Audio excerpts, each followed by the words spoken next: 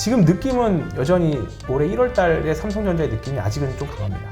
지금 6개월째 횡보를 하는데 지금 정도는 이제 좀 삼성전자 방향성이 나올 때 됐다라고 생각하거든요. 변이 바이러스가 주가에는 예전처럼 치명적인 영향을 미치진 않는다. 7월 달 들어서는 조금 조심해야 되는 시기가 올 수도 있겠다. 오늘 모신 분은요, 신한금융투자의 서울파이낸스센터 PB 팀장이시죠, 황유현 팀장 오셨고요. 네. 안녕하세요. 안녕하십니까. 네. 일단 우리 뭐 방송 전에도 이야기 나눴지만 오늘도 좀 시장이 별로 재미없었다. 예, 이런 얘기를 하셨는데 요즘 그러다 보니까 개인 투자자들이 좀 시장을 떠난다 이런 얘기도 있어요. 뭐 거래 대금도 확실히 좀 많이 줄었고 저희 말씀하셨던 것처럼 방송 전에 다른 분들은 도대체 나와서 어떤 얘기하세요? 저희 여쭤봤잖아요. 근데 보면 들으시는 분들도 마찬가지겠지만 좀 재미없으실 거예요. 계속 똑같은 얘기 반복. 삼성전자, 현대차, 대형 기타 기술주들 봤을 때 사실 한 달 전이나 지금이나 사실 크게 기업이 이슈가 있었던 것도 아니고 변한 것도 아니고 지금 그러다 보니까 시장에서 모멘텀도 특별히 없는 구간이다 보니까 계속 재미없는 장세. 더군다나 이제 시장의 수급을 뒤흔드는 조금 짜잘한 테마들 이런 종목들이 있죠. 대표적으로 이제 정치 테마 주식들이 막 그런데 그렇다 보니까 조금 이제 다들 이제 지루해하시고 이 종목 한번 사볼까 했던 종목들이 튀다 보니 막 튀잖아요. 지금 그런 상황이거든요. 한번 요거 지금 재미없는 종목 조금 팔아가지고 사볼까 했는데 그게 튀니까 살 걸 지금 그러고 막상 또 행동이 옮기면 또 안 가고 그런 장세인데 지금 사실 재미없죠. 일단은 계속 상반기에 작년에 성장주 이후에 가치주, 이번에 다시 성장주 올 걸로 기대를 했는데 생각보다 또 성장주도 안 가고 더딘 흐름 좀 지속되고 있습니다. 일단은. 네. 그러니까 요즘 순환매가 빠르게 도니까. 빠르죠. 네. 지금 올라간다? 괜찮네. 그리고 쫓아갔다가 했더니 그렇죠. 바로 다음 날부터 또 빠져버려가지고 물리는 경우가 많아가지고. 일단 지금 계속 퐁당퐁당이고요. 지금 절대로 양봉에 따라붙기에는 조금 쉽지 않은. 또 더군다나 지금 모멘텀 관련해서는 좀 연속성이 조금 그래도 있기는 한데 그 연속성이 큰 주식보다는 조금 개별 좀 약간 더 진짜 작은 테마들 위주에서 또는 완전 개별주에서 나오고 있기 때문에 주식을 시작하신 지 얼마 안 되신 분들이라고 하면 사실 조금 좀 쉽지 않은 구간 나오고 있고요.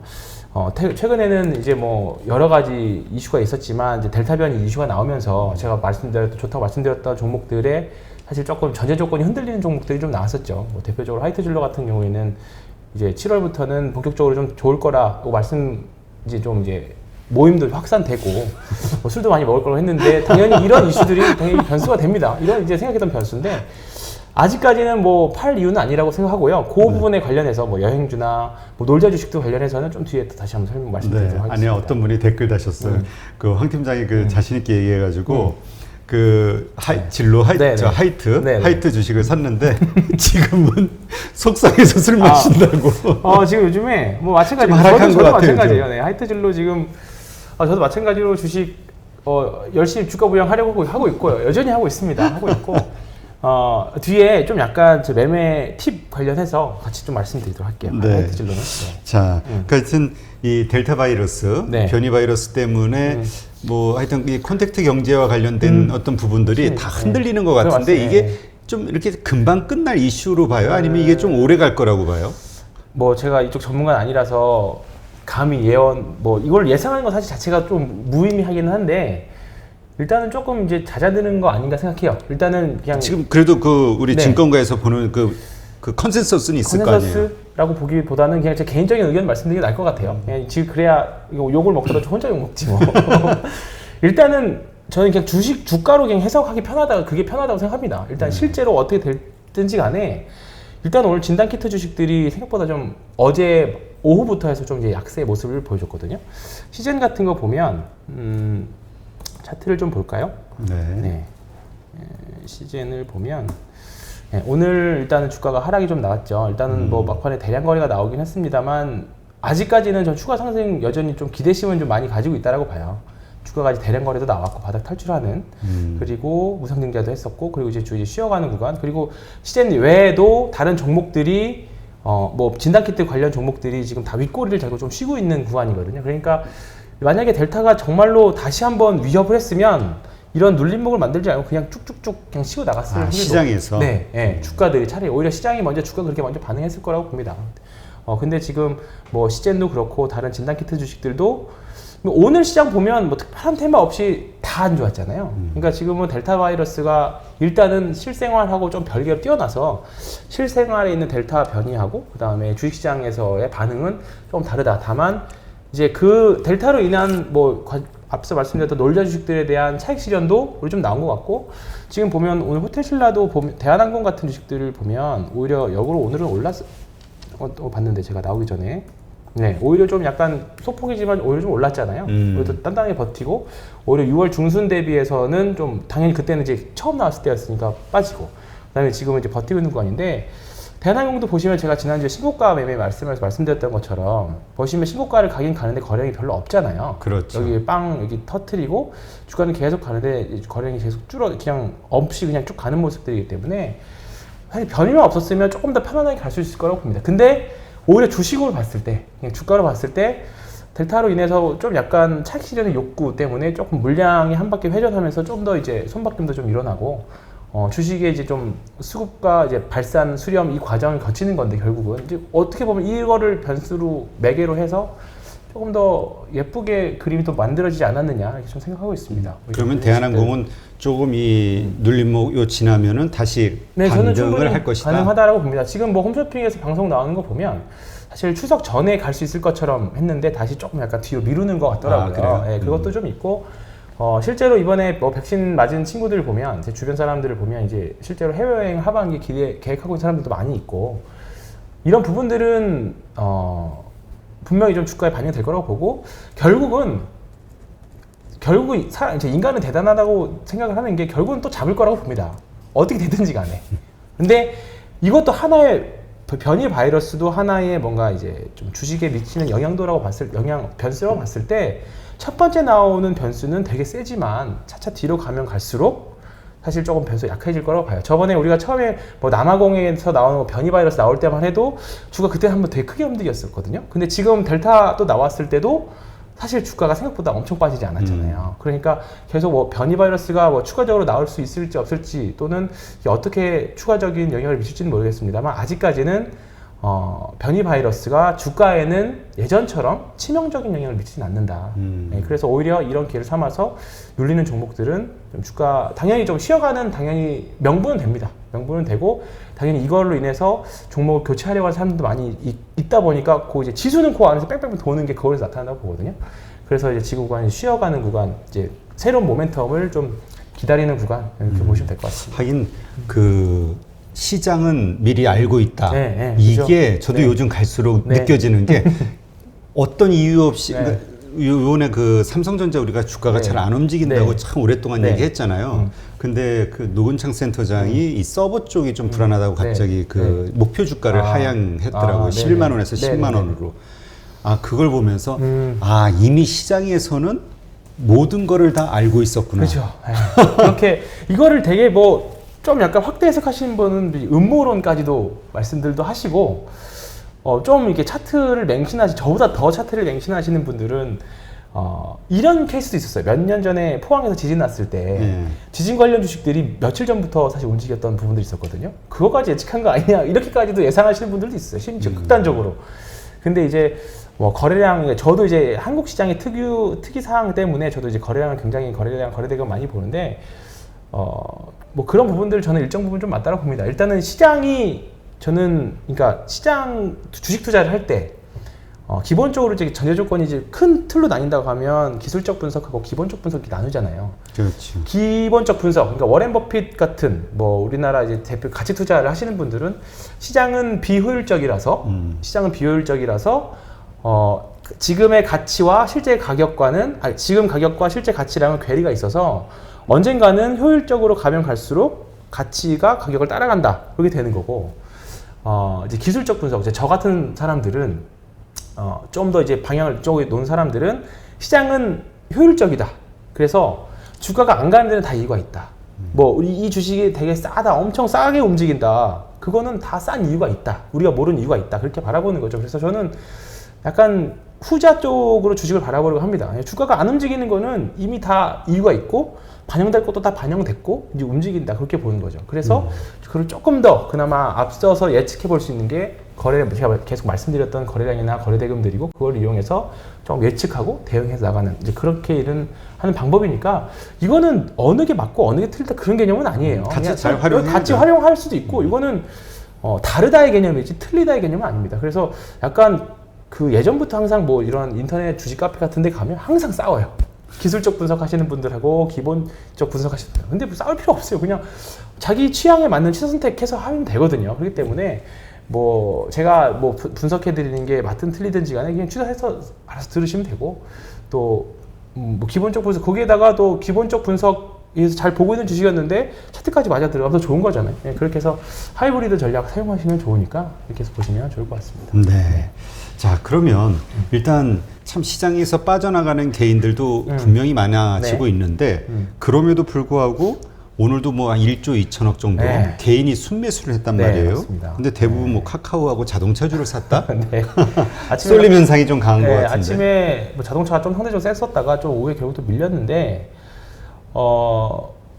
일단은 지금 외국인 수급이 최근에 현물 선물 별로 좋은 모습은 아닙니다. 그리고 제가 4월 달에 처음 나왔을 때도 좀 한 소리 들었었던 게 선물 동향을 가지고 좀 말씀드렸는데 뭐 7월 달 만기는 아직 좀 시간도 많이 남았고 아직 예측하기는 좀 이르긴 하지만 저도 오늘 몰랐는데 지금 여기 와서 HTS를 켰더니 외국인이 선물 매도가 굉장히 많네요. 오늘 저도 몰랐어요. 저도 몰랐는데 오늘 보시면 외국인들이 9,400억 정도를 매도했습니다. 선물에서. 그리고 현물에서는 5,500억 정도 매도를 했고 결국은 지금 외국인들이 별로 잘 세게 위로 안 보려고 하는 것 같아요. 예, 지금 강력하게 사는 게 아니고. 근데 현물은 언제든지 또 바로 바꿔서 들을 수도 있는데 선물은 조금 오늘 매도가 좀 거슬립니다. 제 개인적으로. 그래서 뭐 6월달 지금까지는 사실 6월달 그래도 그나마 좀 편하게 왔는데 7월달 들어서는 조금 조심해야 되는 시기가 올 수도 있겠다. 예, 그리고 3,300포인트를 지금 몇 번 두들겼는데 돌파를 못 했잖아요. 그렇죠. 그러니까 이제 조심해야 되는 부분들도 좀 있고 삼성전자가 결국은 가져야 되는데 삼성전자가 지금 계속 힘을 못 쓰고 있다 보니까 계속 지금 진짜 지루하실 것 같아요. 사실. 그렇죠. 지금 6개월째 횡보를 하는데 지금 정도는 이제 좀 삼성전자 방향성이 나올 때 됐다라고 생각하거든요. 근데 이제 위일지 아래일지는 조금 더 봐야 될 것 같은데 머리로는 갈 것 같아요. 머리로는 갈 것 같은데 근데 마우스의 버튼 클릭은 안 되네요, 진짜. 클릭은 여전히 안 되는. 그게 원래 그런 몸과 구간이라서. 마음이 다 따라줘서 네. 매수를 딱 해야. 여전히 아무리 이제 지금 계속 긍정적인 면을 찾아보려고 하는데 아직까지도 조금은 뭐 지금 사실 단타 구간도 아니죠. 뭐 변동성도 없으니까. 그렇지, 뭐 단타를 변동성이 하기에도 없어가지고. 수익률도 나아지 않는 구간이기 때문에 진짜 비추세장의 정말 전형을 보여주고 있는데 일단은 지금 섣불리 방향성을 전체 시장도 그렇고 삼성전자 방향성도 예측하기는 어렵습니다. 그러니까 저 댓글을 쭉 보는데 삼성전자 뭐 기대하시는 분들 엄청 많은 것 같긴 한데 주식을 감정으로 해서는 절대 안 되거든요. 냉정하게 좀 보시고 지금은 사실 냉정하게 다른 쪽에서 돈 벌 국민은 좀 더 많을 것 같습니다. 솔직히 개인적으로 봤을 때. 그러니까 뭐 삼성전자가 잘 돼야 나라가 잘 된다 뭐 이런 관점도 좋긴 한데 결국은 계좌가 더 중요하거든요. 계좌 승률 1순위죠. 이기적으로 계좌 관리에 있어서는 이기적으로 하시는 게 좋습니다. 그러니까 그런 부분들은 뭐 저희 방송도 좋고 다른 방송도 보시면서 조금은 더 돌파구를 지금 찾으려고 계속 노력하시는 게 좋습니다. 그러다 보면 자연스럽게 뭐 주식 처음 하셨던 분들이 주리도 벗어나고 또 트레이딩도 하게 되고 뭐 장타도 먹게 되고 그렇게 되는 겁니다. 네. 자, 오늘 카카오도 상당히 매수세가 생각보다 카카오가 잘 버티는 것 같아요. 지금 제 두 가지가 말씀드렸었잖아요. 카카오를 여기서는 건드리면 안 되는 주식이었는데 제가 또 이렇게 안 좋은 소리를 해가지고 그랬는데 일단은 여전히 제 뷰에는 변함은 없습니다. 여전히 보수적으로 봐야 된다라는 생각이 좀 들고요. 오늘 지금 최근에 일주일 동안 오늘은 외국인이 소폭 사기는 했습니다만 일단은 추세적으로 계속 매도를 하고 있고 어제하고 오늘 반대로 생각해보면 개인들이 어제 카카오를 1조를 샀는데 또 어제 거의 안 움직였잖아요. 그렇죠. 네, 상대적으로 보면. 그러니까 이게 외국인하고 개인 투자자하고 외국인 기관의 그 수급의 가장 큰 차이는 응집력이에요. 개인은 좀 이렇게 응집력이 확실히 좀 떨어지고요. 외국인들하고 기관은 방향성이 확실하게 쫙쫙쫙 밀어내거든요. 시장가로 움직이고. 근데 이제 개인 투자자들은 시장가로 사는 주체가 아니라 받쳐서 사는 주체였다 보니까 낮은 가격에. 네, 그러니까 요거 하나 호가창을 보는 팁을 좀 말씀드릴게요. 지금 많이 줄였는데 이거는 그냥 일반적인 내용들을 말씀드리는 겁니다. 일반적인 내용. 이걸 가지고 뭐 단타에도 적용해도 되기는 하는데 정말 일반적인 내용, 심리를 좀 볼게요. 지금 이거 보시면 막판에 좀 줄기는 했는데 아까 보면 여기가 카카오의 매도 잔량이 한 60만 주가 됐었고요. 매수 잔량이 120만 주가 됐었어요. 거의 2배 정도였거든요, 매수가. 근데 이걸 해석을 잘 하셔야 돼요. 왜냐면 시장이 강하게 올라갈 때, 주식이 올라갈 때는 결국은 주가가 올라간다는 건 누군가가 주식을 받쳐서 사는 게 아니라 시장가로 사잖아요. 그렇죠. 왜냐면 더 오를 것 같으니까 그렇죠. 바로 지금 살 수 있는 가격에 던지지. 근데 이제 대부분 주식 처음 하시는 분들 보면 매수 잔량이 많으면 이렇게 사려고 하는 사람이 많네라고 생각을 하실 수가 있어요. 그렇기 때문에 떨어지지 않을 거야라고 하는데 내가 여기까지는 안 떨어지겠지 했는데 거기까지 찍죠. 왜냐면 주식은 말씀드렸던 것처럼 올라가려면 시장가로 사야 되거든요. 근데 매수 잔량이 많다는 거는 시장가로 사려는 사람들보다 받쳐서 사려는 사람들이 많은 거죠. 반대로 매도 잔량이 적다는 거는 위에다가 깔아놓고 팔는 게 아니라 그냥 시장가로 찍어서 판다는 거잖아요. 그치. 그러니까 지금 이런 호가 배열은 일단은 별로 이렇게 주식이 올라갈 수 있는 호가 배열은 아니다. 예.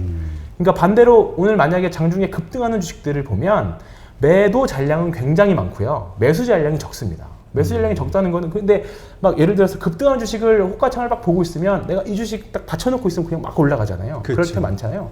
그만큼 사람들이 급해서 시장가로 산다는 거잖아요. 그러니까 받쳐지지 않습니다. 그래서 지금 카카오에 지금 제가 3일 동안 계속 호가 잔량을 계속 이제 체크를 하는데 계속 매수 잔량이 많아요. 그러니까 이 말은 즉슨 결국은 뭐냐면 앞서 말씀하셨던 것처럼 개인들이 계속 받쳐놓고 있다는 거죠. 외국인들이나 기관들은 조금 약간 팔려고 하는 심리가 강하고. 그러니까 지금 이게 조금 해소가 되면 조금 주가가 상승할 수 있는 가능성이 있다고 보는데 뭐 내일까지도 저는 조금 오늘같이 조금 상승 흐름이 좀 나올 수는 있을 거라고 봐요. 근데 지금 공격적으로 뭔가 추가 매수를 확 해서 저도 사실 카카오를 무조건 안 좋게 보는 게 아니라 저도 아직 일부 물량, 제 손님들 물량 남아있어요. 반절 이상 팔았던 물량들. 이제 그 남은 물량 혹시나 더 갈까봐 남은 물량들이 있기 때문에 그 물량을 지금 잘 처리해야 되는 또는 뭐 여차하면 뭐 팔았던 걸 다시 살 수도 있는 거니까.